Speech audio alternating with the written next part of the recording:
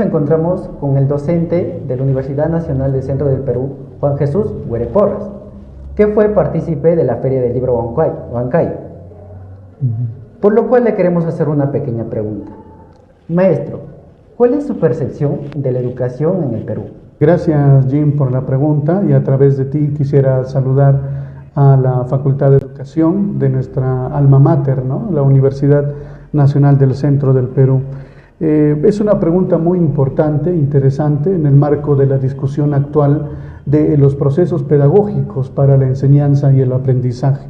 Bueno, yo en mi libro, El conocimiento virtual, esbozo una tentativa, una proyección, una explicación de cómo las tecnologías de información y comunicación, las tecnologías de aprendizaje y conocimiento, y entre otras tecnologías, vienen incursionando en el plano pedagógico, en el plano educativo.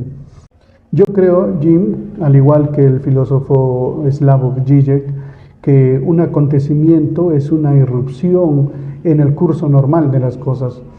Y ante tu pregunta quisiera decir de que la pedagogía, la educación y todos los mecanismos didácticos y metodológicos a la hora de enseñar y aprender han tenido en sí mucho que ver con una irrupción que se ha dado gracias a las tecnologías, ¿no? Yo en mi libro, Conocimiento Virtual, desarrollo un esbozo, ¿no?, sobre cómo la virtualidad, los aspectos digitales, lo cibernético y hoy la inteligencia artificial se vinculan directamente con estos procesos de la enseñanza y el aprendizaje. Una de las corrientes pedagógicas actuales vinculadas con esta temática es justamente el conectivismo, ¿no?, de George Sims, quien manifiesta de que los estudiantes, los docentes, los padres de familia, los directivos y demás de una comunidad educativa son nodos que entretejen diversas redes de conocimiento.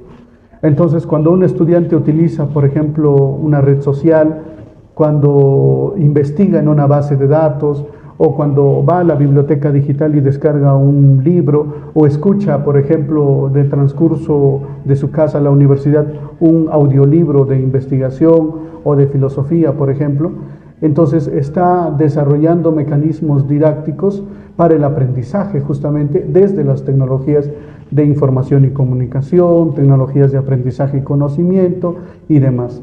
Entonces, tanto nativos como inmigrantes digitales están inmersos en la producción de conocimientos virtuales, ¿no? Y en ese sentido, pues el libro que se presenta a continuación es un esfuerzo para tratar de comprender cuáles son las leyes, cuáles son los principios, las categorías, a través de las cuales la educación continúa su marcha hacia la formación de los seres humanos, ¿no? Entonces, otro de los aspectos importantes de las cuales hablo en el conocimiento virtual es sobre la mediamorfización de la educación, ¿no? El aspecto pedagógico, el hecho de enseñar y de aprender se ha mediamorfizado. ¿A qué me refiero?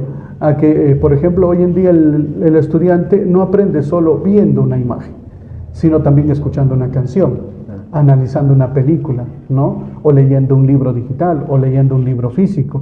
Entonces, estas múltiples plataformas que se han generado al mismo modo de Netflix, por ejemplo, o de Apple TV, por ejemplo, de otras plataformas como Spotify, ¿no?, también se han vinculado con la parte educativa. Entonces, los docentes hoy en día están generando sus podcasts, por ejemplo, sus páginas web, están generando sus aplicaciones, ¿no?, para tratar de vincular el aspecto educativo con el aspecto pedagógico. Entonces, esta especie de mediamorfosis que está generándose en la educación es importante abordarla, ¿no?, porque al igual que quizás Franz Kafka, el docente tendría que diagnosticar el proceso de transformación de los estudiantes hacia la utilización de diferentes recursos, ¿no? El estudiante está descargando una canción, pero está enviando un WhatsApp y está leyendo un libro digital.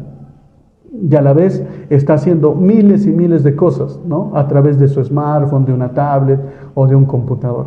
Entonces, comprender ese efecto múltiple, ¿no?, de la mediamorfización de la educación es entender de que el estudiante aprende de diversas maneras, ¿no? De diversas formas. Entonces, yo en función de esta cuestión tecnológica, podría responder a tu pregunta además manifestando de que la educación está en un proceso de cambio perenne, ¿no? Y este cambio perenne tiene que ver también innegablemente con el desarrollo de las tecnologías. También en el libro se plantea una cuestión muy importante y preocupante, ¿no? ¿Por qué las tecnologías de información y comunicación o de aprendizaje y conocimiento, en lugar de formar al ser humano, lo distorsionan o lo deforman, ¿no? En vez de producir evolución, produce involución, por ejemplo, en muchos de los casos. Y una de las respuestas que da, por ejemplo, el filósofo surcoreano Byung-Chul Han, es de que el ser humano ha abandonado ciertos ritos a causa justamente de la irrupción de lo digital y lo virtual. Entonces, ¿cuál es la propuesta? ¿No? La propuesta es equilibrar, ¿no?, el aspecto humano del aspecto digital en función de rescatar ciertos rituales, ¿no? El docente tiene que rescatar estos rituales de, por ejemplo, el aprendizaje cooperativo, ¿no?, del juego dentro del aula de clases, de la discusión filosófica, por ejemplo, de la crítica, de la opinión, del debate, ¿no?, dentro de las aulas universitarias. Y dejar de lado un poco, por ejemplo, de utilizar mecanismos de inteligencia artificial para generar conocimientos, ¿no?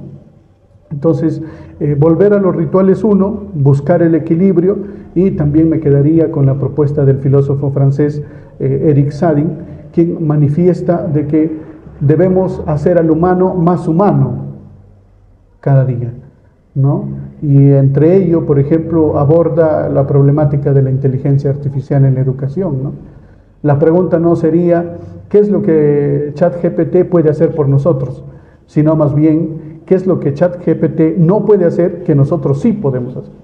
¿Y qué es lo que sí podemos hacer? Podemos interactuar con el sujeto, con el otro, ¿no? Podemos reflexionar, podemos hacer una crítica, podemos debatir, podemos generar comunidades de aprendizaje y demás. Podemos hacer actos humanos, hechos humanos y tener pensamientos humanos que la inteligencia artificial, el ChatGPT no van a poder desarrollar.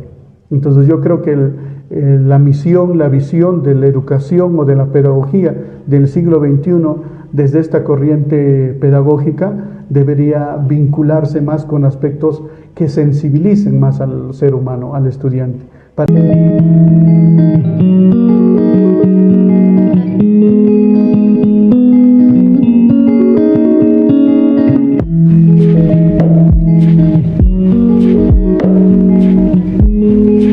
Interesante todo lo que nos comentó el profesor Juan Jesús, y todo lo podemos encontrar en su libro Conocimiento Virtual, que lo pueden adquirir en su página web.